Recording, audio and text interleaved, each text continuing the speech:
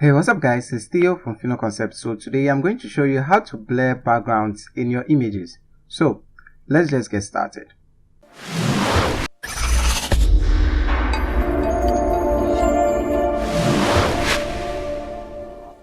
Welcome to Concept. Click the subscribe button and hit the bell icon so you don't miss out on any of our future videos.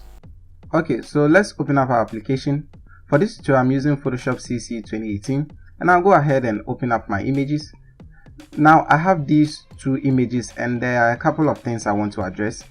Blurring the background of this image is going to be a lot easier than blurring the background of this image.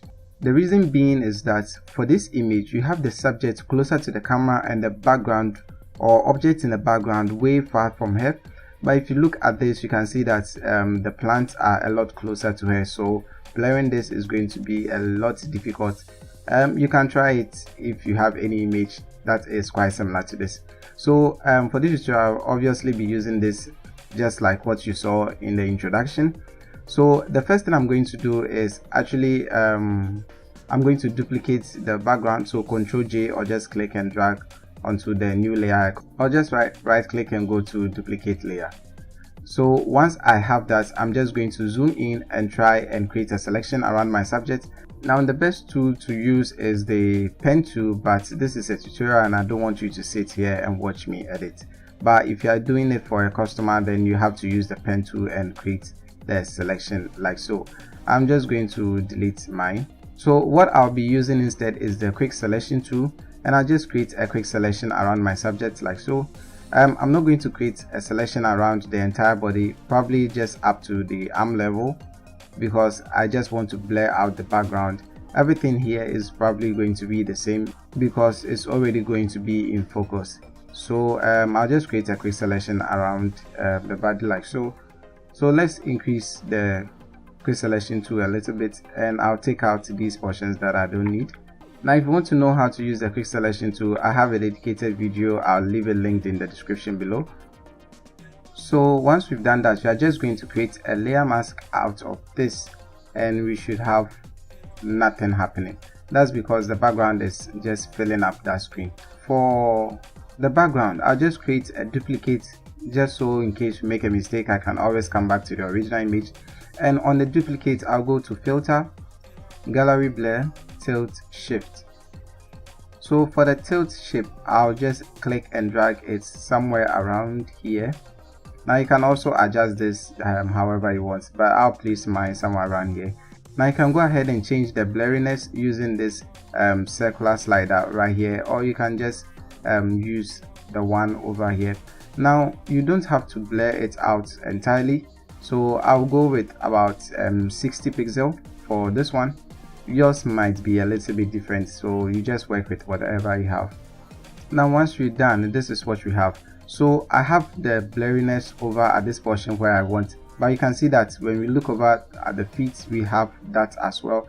I don't want that, so what I'll do is I'll just create a layer mask for the blurred image. You know what, let's just call this blurred image.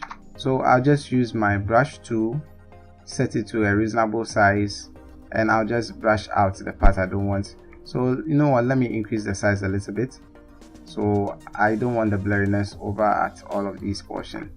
Now you can see we don't have that anymore. So this is before and after. Anyway, so I'll fit this to the screen. So basically that is it. We have created the blurred effect, but there's a problem over at the hair. So what I'll do is I'll just grab my brush tool and I'll reduce the size a little bit. So with the layer mask selected, the layer mask of the image I want, I'll just brush out all of those portions. But this is going to be a lot time consuming, so I'll be fasten up this part. Now you don't have to do this in case your subject doesn't have these hair loopies and they are going all crazy in your image. So every part I don't need, like this part as well, and I think somewhere around here, I'm just going to take that out. You can use the eraser tool, or you can just create a layer mask and just brush them out. I think creating a layer mask is going to be a lot better, because at any point in time you can just delete the layer mask and create a new one if you want. But with the eraser you have to undo several times. So let's just fast forward from here.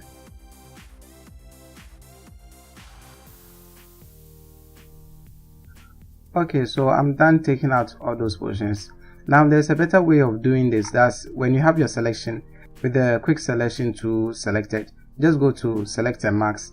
But unfortunately mine is not working. You can see from here, for some reason I'm not seeing that, so I'm unable to create a selection and know where the selection is. I guess it's probably because I'm recording this video at this moment, but anyway, I just wanted to get that out of the way. So now that I'm done, all I can do is with the blend image selected, you can see that if I zoom in a little bit, you can see the image is blurring out of where our main image is. I don't think we want this to be hanging on us.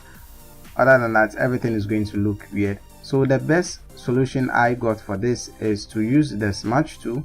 So I'll quickly grab it from here. Unfortunately, there's no shortcut that I know of that we can use for the smudge tool. So I'm going with a strength of about 30%, and I'll just increase the size and decrease it just when I see fit. So what we just have to do is I'll click and drag all the blend parts inward, so everything is going behind the image, behind the main image. Now the funny thing about this is the image is already blurred out, so distorting it much won't be of any significance to your main image. So that's basically what I'm going to be doing from here. So that's just about it. This is how to blur out the background in an image, so we can see the before and after. So thank you guys for watching. If you like this video, please give it a thumbs up. If you'd like to watch more of our videos, hit that subscribe button, and as always, don't forget to share with your family and friends. This is Theo from Fino Concept, and I'll see you guys in the next one.